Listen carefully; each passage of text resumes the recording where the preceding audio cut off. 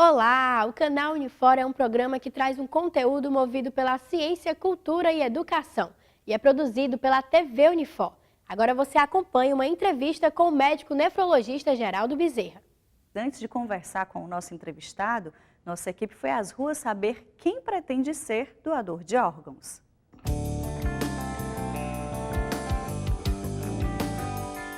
Você já pensou em ser doadora de órgãos? Já pensei sim. Eu já fiz até um cartãozinho relatando, né, que eu quero ser doadora de órgãos e quero doar assim todos os que eu puder doar. Que eu vejo que é uma forma de dar vida, de ajudar alguém que precisa desses órgãos. É um mecanismo de você dar a chance para uma outra pessoa ter vida, já que a minha já não existe mais. Eu posso doar várias coisas do meu corpo para essa outra pessoa. É bastante importante pensar no outro, porque um dia pode ser o outro, mas amanhã pode ser eu ou o outro que esteja precisando da minha família. Você já pensou em ser doador de órgãos? Já pensei em ser doador de órgãos. Por quê? Porque eu acho que eu posso salvar vidas, dar oportunidade para pessoas que nunca tiveram a oportunidade de ter pelo menos um olho novo, um coração, enfim. Eu tenho um problema de vista, então sei lá, se eu precisasse, entendeu? Eu ia ter que ter pessoas que tivessem essa mesma opinião que eu. Eu acho que é importante. Já pensei, já falei com minha família também. E eu acho muito importante porque eu vou ajudar a salvar a vida de uma pessoa que está na fila de espera, sei lá, pode ficar 2 anos na fila de espera, e eu vou ajudar essa pessoa a ter uma vida melhor.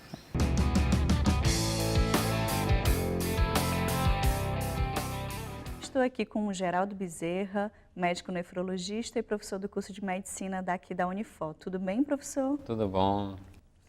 Professor, em um levantamento feito em 2017 pelo Portal do Governo do Brasil, mostrou que o número de transplantes disparou e bateu recorde com cerca de 27 mil procedimentos realizados em 2017. Então, como manter essa quebra de recorde todos os anos?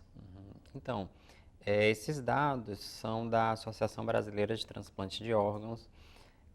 Se você vê em números absolutos, o Brasil fica em segundo lugar do mundo em número absoluto de transplante de órgãos em geral. Mas em termos proporcionais, por milhão de habitantes, a gente fica abaixo de vários países, porque nossa população é enorme. Então, a necessidade de transplante de órgãos é enorme. Mas mesmo assim, a gente consegue fazer muitos transplantes, certo? Os principais desafios que a gente tem é no sistema de saúde, porque a maioria dos transplantes é feito no contexto do SUS, do Sistema Único de Saúde, que é um dos sistemas maiores do mundo, que é totalmente gratuito, Sistema Público de Saúde. Então, os maiores desafios que a gente tem é com relação ao acesso à saúde. Por exemplo, para a pessoa receber um órgão, ela tem que primeiro fazer todo um preparo, tem que fazer vários exames, tem que fazer várias consultas com alguns especialistas, por exemplo, com cardiologista, pneumologista, nefrologista, para poder estar preparada para receber um órgão. E tudo isso demanda um tempo e demanda serviços de saúde que funcionem. E a gente sabe que no contexto do Brasil, principalmente atualmente, a gente tem várias deficiências. Então, existem barreiras que as pessoas enfrentam até estarem prontas para receberem um órgão. Mas mesmo assim, a gente consegue fazer uma quantidade muito grande de transplantes. Como se vê no dado mais recente, né, que é de 2017, a gente tem aumentado o número absoluto de transplante de órgãos. Então, as principais barreiras são estruturais do sistema de saúde, que tem muito que melhorar. Como todo mundo sabe, a gente tem várias deficiências estruturais na saúde pública do Brasil, que é a principal barreira. Além disso, tem outras barreiras, como no caso, por exemplo, do doador vivo, que são mais questões culturais, religiosas, que a gente precisa também superar isso. Desse dado de 27 mil transplantes, 1.098 foram realizados aqui no Ceará. De certa forma, é um dado, uma quantia menor, né? Um número pequeno. E aqui nós temos hospitais de referência em transplante, né? E mais recentemente, a gente sabe que tem faltado essa estrutura que você tem dito, né? Medicamentos, material hospitalar. Então, como melhorar essa situação do nosso estado? Então, o estado do Ceará, tradicionalmente, tem um bom sistema de saúde. Falando em termos de medicina, nós temos uma das melhores medicinas do Brasil. Nós temos bons hospitais, grandes hospitais, que são referências até para a região norte e nordeste do país. Nós temos, por exemplo, boas faculdades de medicina, mas a estrutura tem deixado muito a desejar, né? Então, assim, se você vê estatísticas mais anteriores, nós até tínhamos números melhores, comparativos a outros estados. Por exemplo, já teve ano da gente estar em segundo lugar em número de transplante hepático, perdendo só para São Paulo, por exemplo, que é o maior centro de medicina do Brasil. Mas atualmente a gente enfrenta muitos problemas estruturais, de falta de leitos para internamento, falta de remédios mesmo para a população, falta de exames. Por exemplo, tem hospitais que não conseguem atender a demanda de exames laboratoriais, e tudo isso impacta no transplante, porque, como eu falei, a pessoa que precisa receber um transplante tem que fazer vários exames de laboratório, exame de sangue, exame de urina, exames de imagem, raio-x, às vezes tomografia, dependendo dos problemas de saúde que a pessoa tenha. Tem que passar por várias consultas, e a gente tem tido vários problemas estruturais no nosso sistema de saúde, apesar de termos bons hospitais, mas estruturalmente a gente tem tido problemas. Até questões relacionadas à gestão mesmo da saúde, independente de política, mas a gente tem problemas estruturais que têm que ser resolvidos. Enquanto não for resolvida a estrutura de saúde, a gente não vai conseguir, obviamente, melhorar os dados do transplante. Mas mesmo assim a gente tem conseguido fazer um número bom de transplantes. E no cenário nacional a gente está numa posição até razoável, dependendo do órgão específico.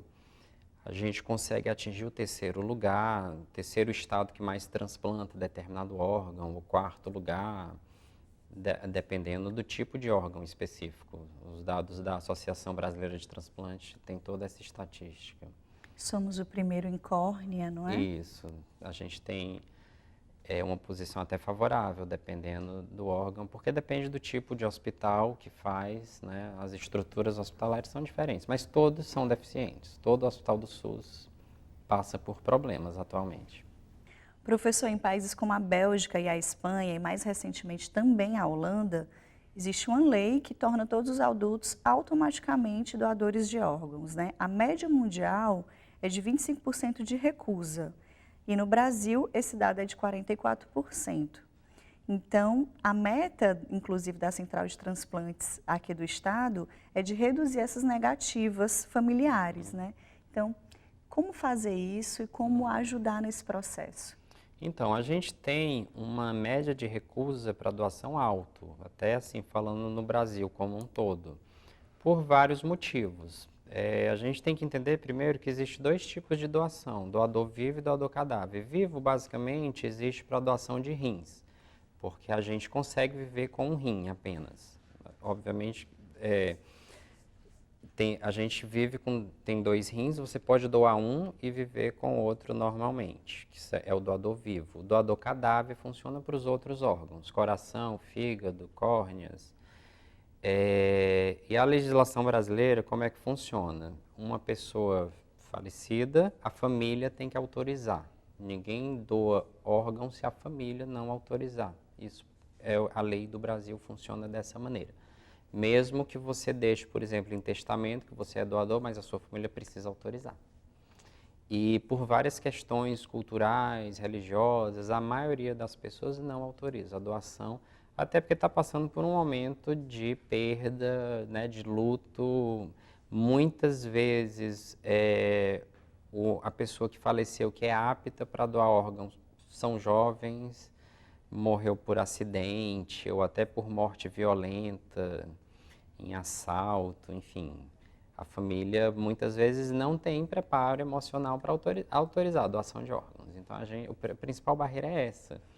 Então, talvez a gente tivesse que conscientizar mais a população sobre a necessidade que outras pessoas têm de receber órgãos, na questão das pessoas se sensibilizarem com o problema dos outros, mesmo estando num momento de dor, de perda de um ente querido, que é o que acontece quando você autoriza a doação de órgão. Você, apesar de estar passando por uma perda, mas você também está sensível ao problema dos outros. Por exemplo, uma pessoa que faz hemodiálise é um sofrimento muito grande, porque é um tratamento que exige um cuidado muito grande. Você tem que ir 3 vezes por semana para uma clínica de diálise, você passa por vários... 4 horas, não é? É um tratamento que demora 4 horas, passa catéter, é um tratamento doloroso, enfim. E você, recebendo um rim, você não passa mais por esse tipo de tratamento, enfim. As pessoas teriam que ter uma conscientização maior sobre isso. O transplante hepático, por exemplo, quem precisa fazer um transplante de fígado já está com a doença no fígado muito avançada. Então, muitas vezes é caso de vida ou morte. Se não fizer o transplante, a pessoa vai morrer por conta disso. Então, realmente, você está ajudando a salvar uma vida, se você autoriza a doação de um fígado de um parente seu que morreu. Então, realmente, teria que sensibilizar mais as pessoas. E as questões religiosas é porque realmente tem gente que acredita que vai precisar dos órgãos quando passar para o lado de lá. Seja lá no que a pessoa acredita, tem gente que acha que precisa. Entendeu? Sem os órgãos vai chegar doente, no céu, ou seja lá onde for. Ainda tem a questão que também algumas pessoas acreditam que ainda teria alguma chance de sobrevivência na pessoa que está apta a doar os órgãos. Porque às vezes, por exemplo, a pessoa tem morte cerebral, mas ainda tem o coração batendo, entendeu? Ainda tem circulação, mas a pessoa já está com morte cerebral. Isso é questão de tempo, né? É né? questão de tempo para o coração parar, entendeu? Às vezes a família acredita que vai tirar o coração, vai matar, entre aspas, o familiar. É questão da pessoa não ter o conhecimento técnico, né? Que a pessoa realmente já não tem mais vida, porque morte cerebral realmente é morte, como o nome diz, né? Mas as pessoas teriam que entender melhor isso. E às vezes até interpretam, quando a equipe aborda a família, de maneira pejorativa, como falando mal da equipe de saúde, que a gente, como se os médicos e a equipe de enfermagem não se importassem com a vida daquela pessoa que morreu e quisesse saber só de tirar os órgãos, essa coisa bem pejorativa mesmo. As pessoas teriam que entender melhor como é que funciona essa captação de órgãos. Obviamente que a gente está preocupado tanto com a pessoa que faleceu, infelizmente não tem mais o que fazer, entendeu? E tem como salvar outras vidas. Só que as pessoas não entendem. Professor, e aí entram as campanhas, né, que ajudam a desmistificar e conscientizar mais essas pessoas, a população de maneira geral? Exatamente. Como se vê essas campanhas? Então, as campanhas são importantíssimas, não só com relação ao transplante, né, mas existem campanhas sobre diversas doenças, né, como todo mundo sabe, né, mas, por exemplo, a campanha de doação de órgãos é importante para alertar as pessoas da necessidade de doação de órgãos, que, como você já falou, o Brasil, por exemplo, tem uma demanda enorme por transplante de órgãos, porque a gente é um país gigantesco, de uma população de mais de 200 milhões de habitantes, então a gente tem um número enorme de pessoas com doença nos rins, doença hepática, doença cardíaca, que são pessoas que necessitam receber, fazer um transplante de órgãos.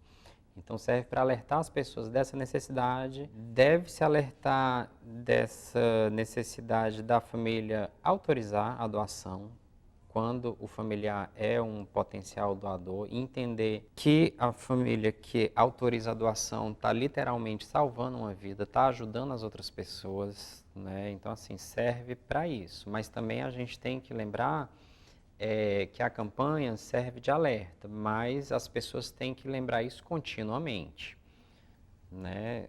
Porque a gente nunca sabe quando que vai aparecer um doador, né? Pode aparecer a qualquer hora. As pessoas têm que estar sempre alertas para isso. Professor, você mantém no curso de medicina a Liga de Nefrologia e Transplante Renal, que reúne pesquisadores e alunos, né? Então, de que forma a Liga contribui para os estudos científicos na área? Então, a Liga de Nefrologia e Transplante é um projeto de extensão do curso de Medicina da Unifor.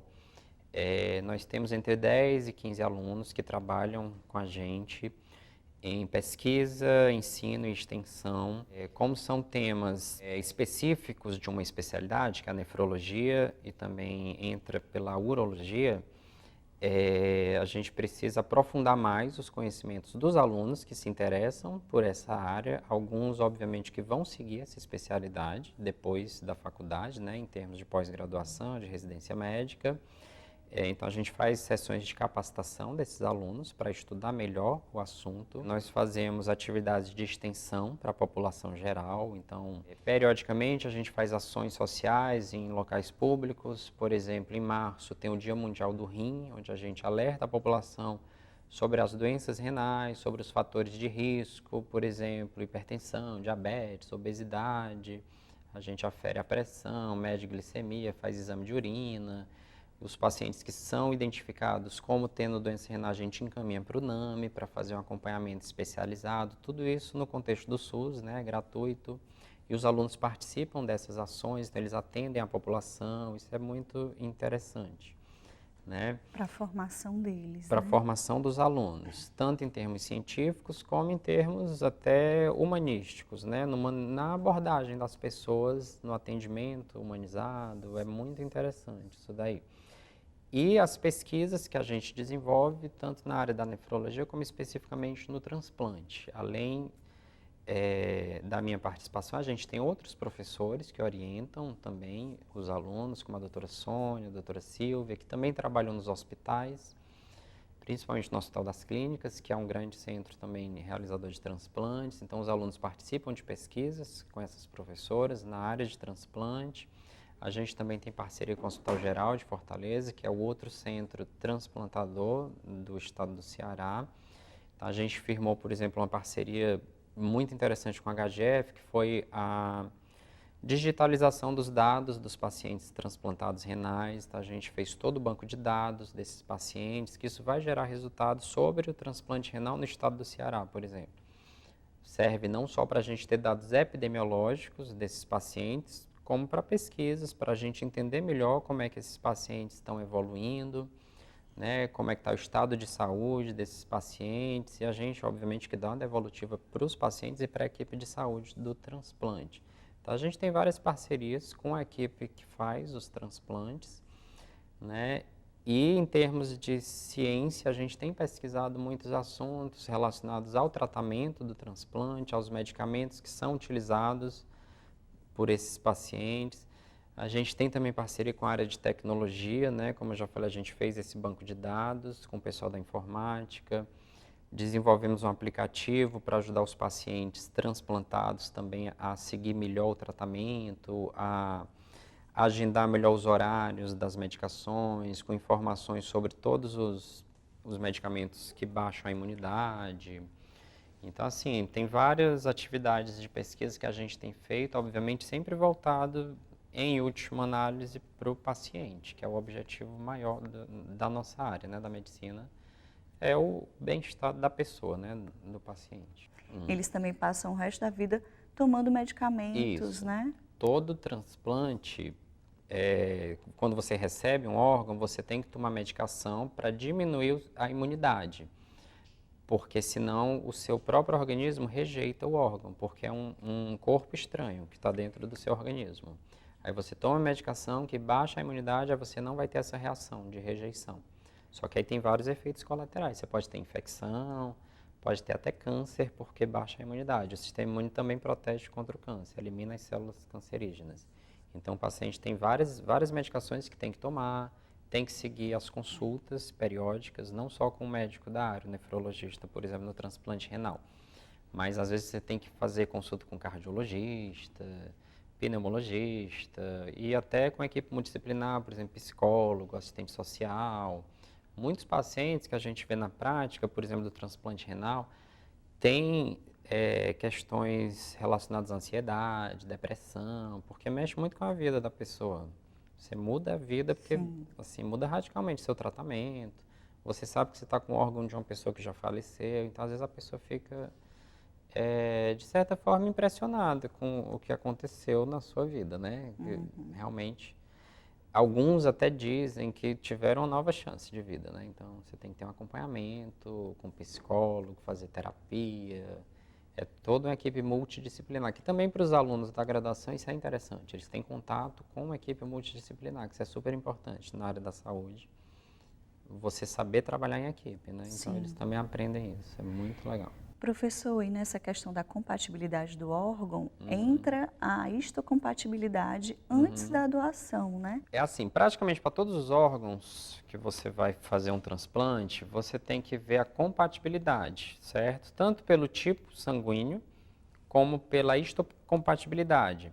Assim, para simplificar, é como um exame genético, para saber se você tem uma genética parecida com a do doador. Não precisa ser completamente igual, tanto é que o doador falecido não é da mesma família da pessoa, mas a gente tem alguma semelhança com outras pessoas, obviamente porque todo mundo é ser humano, assim, para simplificar, que é o que chama HLA, certo? Então é feito um exame no laboratório onde é comparado o sangue do doador com o sangue do receptor. E aí é feito testes para ver, por exemplo, se você tem semelhança genética, que é esse HLA, e também é feito um teste que se chama de cross-match, que é para ver se o receptor, quem vai receber o órgão, tem anticorpos que reagem contra os órgãos do doador. Que você pode ter já algum anticorpo, que é o sistema de defesa, que já foi formado por algum motivo que reage contra o órgão que você vai receber. Aí, dependendo do grau de reação, você não vai poder receber esse órgão, certo? Alguns transplantes, por exemplo, de fígado, o principal pré-requisito é o tipo sanguíneo, é o que mais importa. O renal, por exemplo, além do tipo sanguíneo, o HLA é muito importante. Então, o transplante renal funciona basicamente pelo grau de compatibilidade. Então, quem recebe primeiro o órgão é a pessoa que é mais compatível, não é nem pelo tempo que está na fila. O hepático, que é o de fígado, por exemplo, não é nem pelo tempo que está na fila, mas é pela gravidade. O órgão vai para quem está mais grave, é o paciente que está pior, é quem recebe primeiro o órgão. Cada órgão tem os seus critérios para saber quem vai receber primeiro o órgão, porque as pessoas pensam que é pelo tempo de espera, mas não é. É mais pelo grau de compatibilidade, ou pelo grau de gravidade, tem todos os critérios para ver quem vai receber primeiro, porque a gente não tem órgãos para todo mundo que precisa, infelizmente. Sim. Gostou da entrevista? Para conferir o programa completo sobre doação de órgãos é só clicar aqui. Até a próxima. Tchau!